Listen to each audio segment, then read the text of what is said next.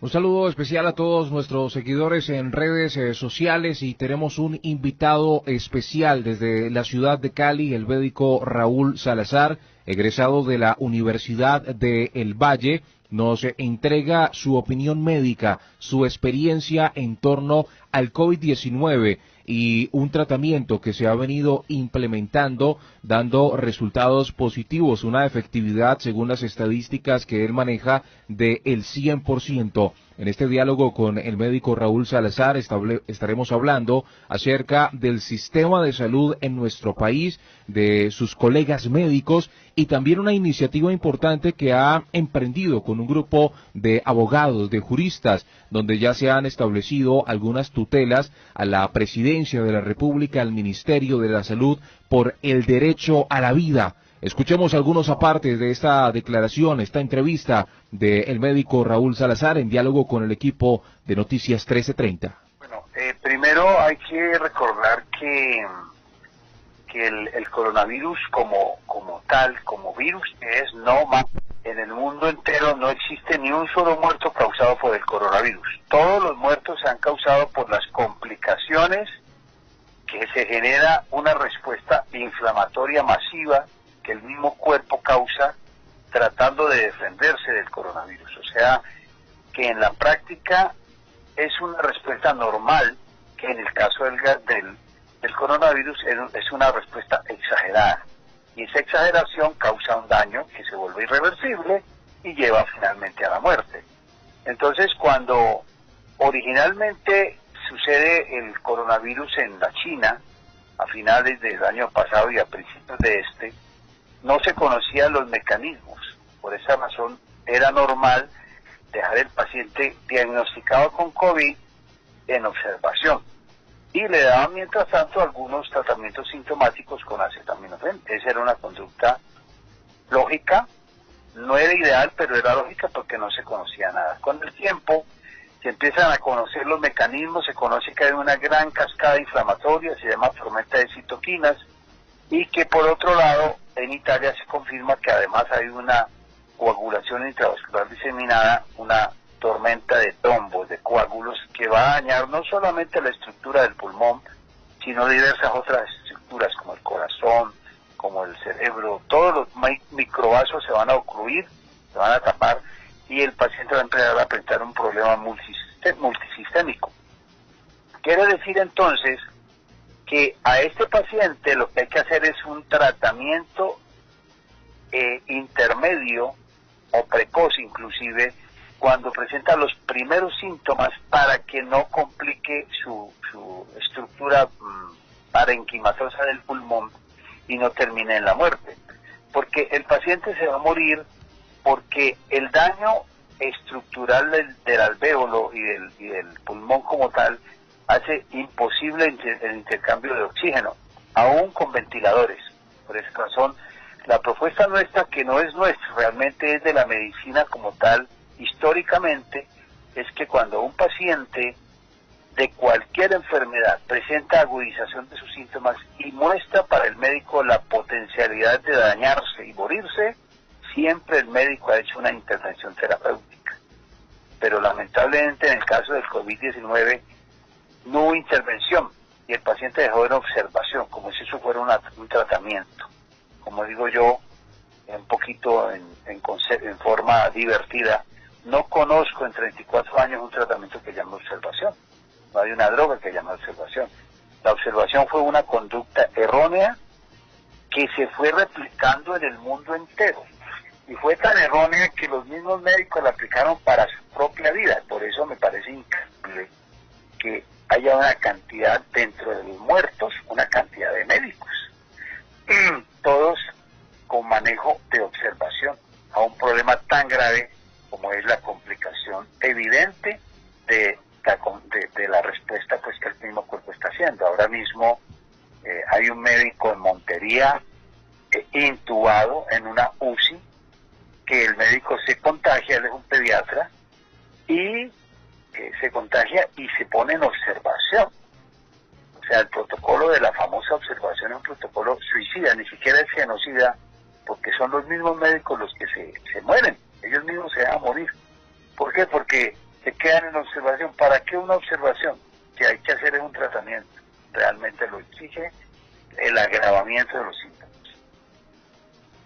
Doctor Raúl, en esa experiencia que usted ha tenido precisamente frente a este tema y todas las novedades que vienen surgiendo frente al tema del COVID-19, ¿qué tratamiento ha usted implementado y qué resultado ha dado en algunos de esos pacientes? Bueno, realmente lo que hemos propuesto, que fue una observación y que varios médicos en varios lugares de América han desarrollado con un éxito total, es que el paciente que empieza a presentar síntomas desde el primer día, por ejemplo el paciente que dice, doctor, siento el pecho como apretado, ya ese paciente le está diciendo al médico que hace varios días se le está empezando a dañar el pulmón. O sea que ese paciente tiene que ser intervenido inmediatamente. Nosotros hemos tenido un éxito del 100%. Todos los pacientes que hemos orientado para que empiecen de inmediato unos medicamentos baratos, porque eso era una de las cosas que resaltamos y reclamamos, es que prácticamente la EPS y las instituciones de salud lo que van a gastar por esto que se propone es prácticamente nada. Yo diría que todo el conjunto del tratamiento que dura una semana en promedio no vale más de, a la EPS no le costaría más de 12, 10 mil pesos. Al público, si la gente lo compra y lo hace, le cuesta por ahí 30 mil pesos. O sea que es un pecado que la gente se esté muriendo de las complicaciones ocasionadas por el coronavirus y el cuerpo reaccionando por una cosa que no vale prácticamente nada, simplemente porque hubo una conducta errónea que se volvió popular, prácticamente se volvió popular y fue normal y la siguen sosteniendo y defendiendo. O sea, es una cosa medio pecaminosa que un médico, sabiendo que hay cosas que hacer y que él sabe hacer, no las haga. ¿Podríamos decir, doctor Raúl Salazar, que algunos de sus colegas estarían dejando morir a los pacientes diagnosticados con COVID? No, algunos no, todos. Todos los colegas que omiten, porque es un caso de omisión clarísima, hacer su conducta tradicional, que siempre él ha sabido qué hacer con su paciente, que le está evidenciando unas complicaciones que van a causar la muerte. Él se está quedando muy pasivo, muy tranquilote, allí mirando cómo se le complica al paciente. Pero lo grave es que ese médico no lo hace de mala fe, lo hace por falta de información sobre lo que debería hacer, que él sabe que hay que hacer, pero para el coronavirus se volvió como el susto de operar, el susto de intervenir, sabiendo que ellos siempre han intervenido en todas las enfermedades que se complican, en todas, porque cuando a uno se le complica un paciente en cualquier cosa, uno no se queda observándolo, siempre uno le da tratamiento, en todas las enfermedades que existen. Entonces ahí ha habido un error no sé, como de concepto, de que no, pues lo que se hace es observar, y si se complica, pues se lleva a la UCI, y resulta que cuando se lleva a la UCI, el ventilador no sirve para nada, porque el paciente ya tiene un daño estructural en el pulmón. El médico ya, eso se lo está diciendo el paciente, doctor, yo siento el pulmón el pecho como apretado. Como decía un amigo anoche que me llamaba a contarme su propia experiencia, que tuvo COVID, me dice, yo sentía como que me hubieran puesto una tabla adelante y otra atrás, apretándome el tórax, que no lo podía como estirar, expandir. Entonces, eso estaba mostrando un daño estructural. De hecho, a él lo dejaron en observación. Él dice, imagínate que me dejan en observación aquí en la casa y me dicen que en una semana me traen el resultado. O sea, y yo ya sentía esa opresión. Y imagínate, de aquí a una semana, cuando me traen el resultado, vienen a encontrar un muerto.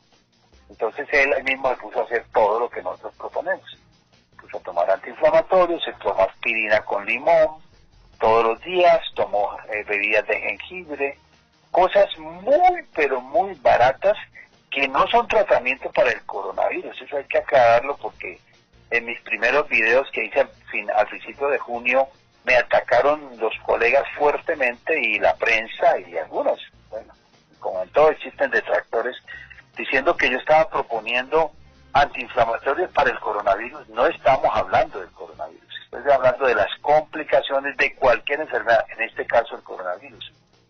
que estábamos proponiendo antibióticos y que era un virus y no era una bacteria. No estábamos hablando de los antibióticos para el coronavirus, estamos hablando de los antibióticos para las bacterias oportunistas que van a aprovechar que para salvarle la vida a ese paciente le tenemos que dar antiinflamatorios, en el caso que nosotros estamos usando ibuprofeno, pero hay otros antiinflamatorios. Le estamos dando acitromicina y trimetopril-sulfa, 2 antibióticos, y le estamos dando corticoides, prednisona, dexametasona, el que el médico prefiera. ¿Qué sucede? Si yo le doy al paciente antiinflamatorio y le doy corticoides, le estoy deprimiendo el sistema inmune para que no exagere, pero le estoy exponiendo a una sobreinfección bacteriana. Entonces tengo la obligación como médico de cubrirlo con antibióticos. Y no son para el coronavirus. Ni los antiinflamatorios y corticoides son para el coronavirus, son para el cuerpo que está reaccionando en forma exagerada. Y los antibióticos tampoco son para el coronavirus, son para las bacterias que se van a aprovechar y van a matar al paciente. Pero si el médico hace esa intervención temprana, necesariamente y en forma indefectible, el 100% de los pacientes se sanan y ninguno va a la unidad de cuidado intensivo. Por eso lo decía yo esta semana en una entrevista en la radio, les decía, si todos los médicos se obligan a formular, ya lo saben hacer, pero hasta hoy prácticamente se han quedado quietecitos porque no les han ordenado, porque se volvieron, mis colegas, el gremio más obediente que yo conozco. Por eso perdieron todos los derechos, se perdió todos los derechos laborales y todas las garantías que algún día se tuvieron. ¿Por qué? Porque el médico es demasiado pasivo. Y si le ordenan,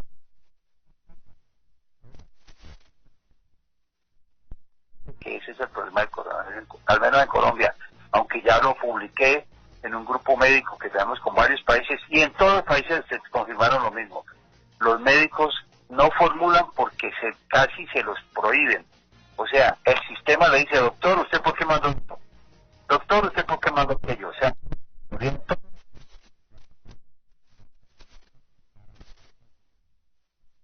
los pobres colegas están maniatados por unos sistemas absurdos que prácticamente le limitan algo tan simple y tan poderoso que es la autonomía médica.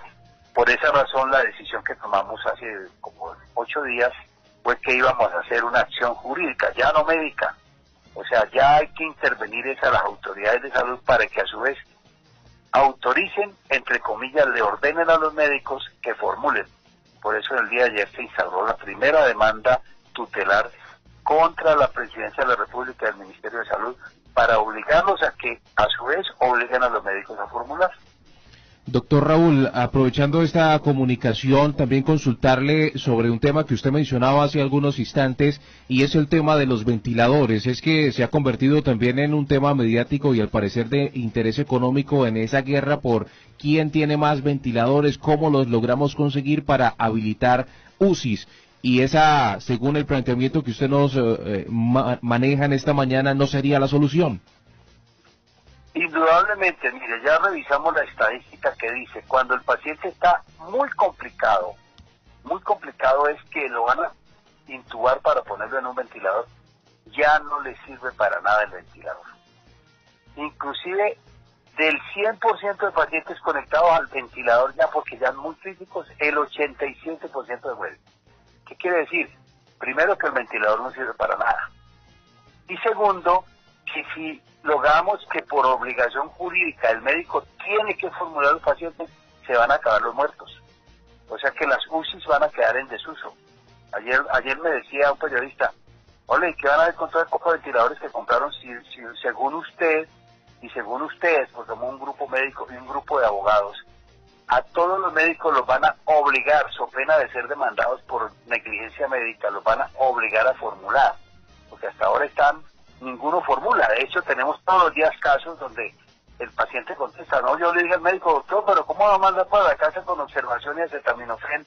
Si usted sabe que hay unos medicamentos que me pueden ayudar a desinflamar el pulmón y a que yo no me muera. Y el médico le dice, no, qué pena, solamente acetaminofén. Yo no le puedo mandar ibuprofeno, por ejemplo, porque se dice que eso afecta a la capacidad del cuerpo de reaccionar y los virus se pueden aumentar, sabiendo que eso fue una teoría errónea que fue revaluada por la misma OMS desde enero. Y sin embargo siguen con esa creencia. Pero yo digo, si el enfermo fuera él o la mamá, le aseguro que lo estaría pensando igual. Entonces, con esa actitud pasiva que ha dejado morir a tanta gente, nos vimos en la obligación de acudir a los juristas. O sea, porque durante un mes estuvimos hablando, pero buscando a los médicos, hicimos, gracias a Dios, rescatar más de 250 personas, se sanaron gracias a nuestra propuesta. Pero mientras yo y mi equipo, nosotros, ayudamos a 250 a no morirse, se murieron 2.500, 2.700 más, fuera de los 1.000 que iban hasta el 7 de junio, que fue cuando arrancó como la publicación y que nos ayudaron la prensa y las redes sociales. O sea, mientras sanamos 250 de no morir, se murieron 10 veces más. Entonces yo, el 30 de junio dije, uy, nos llevan a una velocidad 10 veces mayor a lo que nosotros hemos logrado con la publicidad, con hablar con la gente por las redes sociales. O sea, tenemos que hacer algo más. No es una acción médica, no es una acción comunitaria, porque la comunidad es pasiva, los médicos son pasivos. Definitivamente nos tenemos que apoyar en los abogados, para que presionen al ente que ordena y el médico, que es muy obediente, obedezca la mente. Y yo sé que con eso vamos a resolver el problema, estoy plenamente seguro. Y no se puso, ayer se hizo la primera acción contra la Presidencia de la República, el Ministerio de Salud, por cuenta de unos abogados de Bogotá, pero hoy se hace otra. Se van a hacer, yo creo que unas 20 demandas tutelares, tutelando el derecho a la vida a nivel de todo el país, para que alguna, estoy seguro, va a ser fallada positivamente y va a obligar al gobierno a ordenar, a reglamentar, sobre todo a ordenarle al médico, formule. ¿Qué tiene que formular? No le tiene que decir qué tiene que formular, le tiene que decir, formule, doctor. Usted me está dejando morir la gente por no formular. Él es libre, porque él siempre lo ha tenido, de la medicina, una profesión liberal que no ejerce. Hasta antes de la ley 100, el médico era una persona supremamente autónoma. Ahora está en manos de los auditores. Y entonces ya, si va a formular algo, ya lo miran, le preguntan, no sé por qué mando esto. Y si va a hacer un examen, no sé por qué mando este examen, doctor. Y si hizo, o sea, ¿por qué gastó? Prácticamente es como un problema de tipo económico, claramente es un problema económico en el cual el médico está maniatado en manos de unos comerciantes.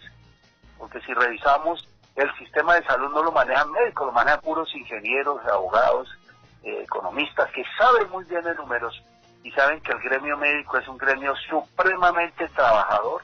Yo no conozco a nadie en la historia laboral del mundo entero que sea capaz de trabajar 3 días seguidos sin dormir.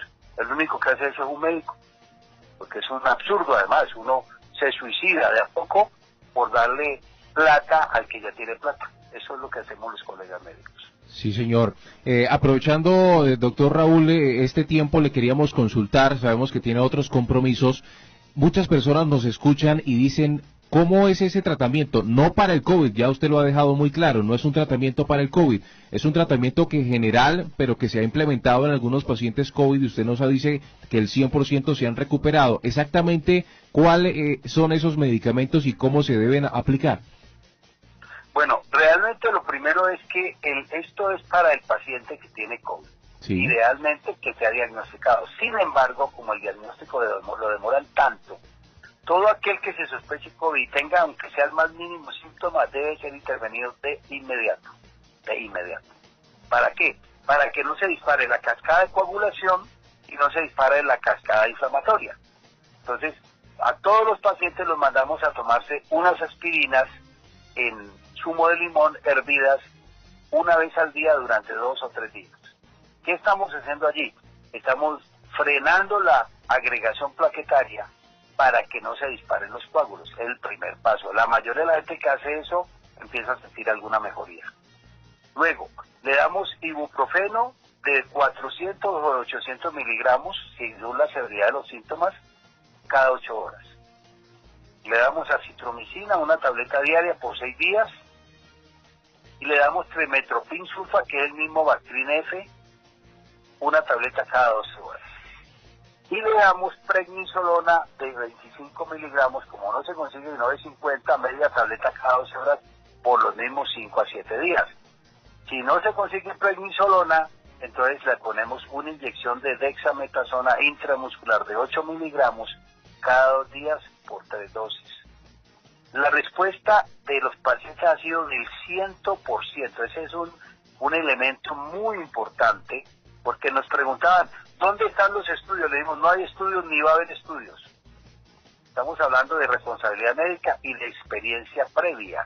O sea, los médicos ya saben hacer esto que estamos hablando. O sea, nosotros no hemos descubierto el agua tibia, esto ya se sabía. Lo que pasa es que se cometió un pecado, fue sentarse a mirar. Peor, sentarse a mirarse, porque los colegas también se murieron. Un montón de médicos, en forma absurda, también cayeron como pollos en una condición lamentable, donde los gobiernos, por ejemplo el gobierno de Barranquilla, en vez de intervenir, que eso es perdonable por la ignorancia, monta un contenedor refrigerado afuera del cementerio. Una cosa vergonzosa. Llegó un día a tener 80 muertos. El día de ayer hubo 144 muertos en Colombia. ¿Eso qué es? Eso es como haber perdido como el sentido común, porque están muriendo madres, padres, dejando huérfanos, dejando niños. O sea, una cosa que uno la ve y le dan ganas de llorar. Uno dice, ¿esto qué es? ¿Cómo va a pasar cosas como en Cali una chica auxiliar de enfermería de un hospital que se contagia, lleva ese virus a su casa y se muere hoy el papá y mañana se muere la mamá? ¿Eso qué es? Eso yo nunca lo había visto. Y todo porque simplemente se copió una conducta errónea de hace 5 o 6 meses, porque las cosas han cambiado muy rápido y no cambió el protocolo. Se quedó ahí, muy tranquilo, de la observación con acetaminofén, eso no es tratamiento de nada, por eso todo el mundo se estaba muriendo. No se trata, doctor Raúl, de pronto de buscar culpables, pero desde ese direccionamiento a nivel de la Organización Mundial de la Salud ya se presentarían falencias. Indudablemente, el ente rector de esta conducta propuesta y de la orientación a nivel mundial es la OMS. La OMS no cambió el protocolo jamás, ni dijo nada, y dejó las cosas así, simplemente observación. Obviamente hay que recordar que la OMS solo hace unas propuestas, o mejor dicho, cuenta. Vimos esto es lo que estamos haciendo. Pero los médicos somos libres de formular, libres, entre comillas. En Colombia, si usted observa un médico particular, un médico independiente, que le llegue un paciente con sospecha o confirmado de coronavirus, jamás lo deja sin medicación. Eso del protocolo de observación es de las instituciones, de las EPS, de las IPS y de los hospitales públicos. Pero ningún médico particular que atienda a un paciente lo deja allí en observación. Yo estoy seguro de eso. Todos los colegas, ¿por qué? Porque tienen una responsabilidad personal con las familias de los pacientes. O si fuera la mamá, por ejemplo, a mí me llamaron a regañarme y amenazarme, a decirme, doctor, le vamos a hacer quitar la licencia porque usted está proponiendo que la gente se automedique, porque usted es un atentado para la salud pública. Le dije, quíteme la licencia que yo no la uso, porque yo, gracias a Dios, desarrollé un programa con una compañía que se llama DXN de Malasia, y gracias a eso vivo de unos ingresos residuales, un emprendimiento virtual a través de internet, y tengo una red de consumo de gente que se sana y se protege del coronavirus a nivel mundial, y yo no necesito la medicina para vivir. Le dije eso al colega que me estaba amenazando. Entonces le dije, pero además de eso vamos a terminar esta discusión de la siguiente manera. Hagamos de cuenta que el paciente del que estamos hablando es su mamá. Le aseguro que usted no me estaría llamando ahora a amenazarme, sino a preguntarme, mira, es mi mamá que está muy crítica o se me está poniendo como aluquita y yo quiero ayudarla. ¿Cuál es tu experiencia? No estaría llamando a amenazarme, a decirme tonterías, porque es su mamá. Haga de cuenta que ese paciente que se está empezando a agudizar por COVID-19 en algún lugar del mundo y de Colombia es su mamá, su hermano, su pariente, su persona cercana. El problema es de sensibilidad. Pero por el lado de los médicos, lamentablemente el problema es de autoridad. Por eso tuvimos que acudir a los abogados.